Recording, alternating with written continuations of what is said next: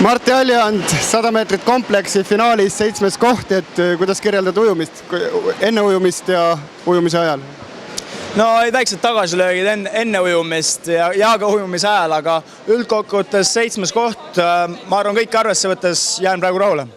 53.40 oli aeg, et 3. koht läks kinni, 52.81, et jätsid sa kõik endast basseini või oleks olnud tehtav?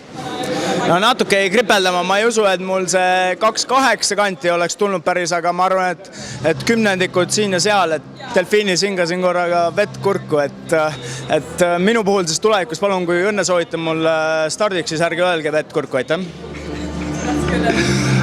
Nüüd on põhimõtteliselt need EM-id läbi, et kuidas nüüd kokku võtaksid selle asja, et sul oli pettumus ja üks võib öelda ikkagi õnnestumine selle finaali kohaga?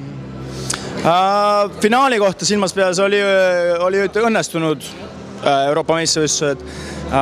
No siin konna silmas pidades võib-olla mitte nii hea, kuigi pigem see plusspool oli, et see oli nii-öelda taktikaline viga, et kui oleks olnud puhas vormi küsimus, et ongi nii kehva seis, siis oleks natuke nukram värk. Aga mis valesti see uuesti järgmine aasta? Tubli, aitäh Martti! Aitäh!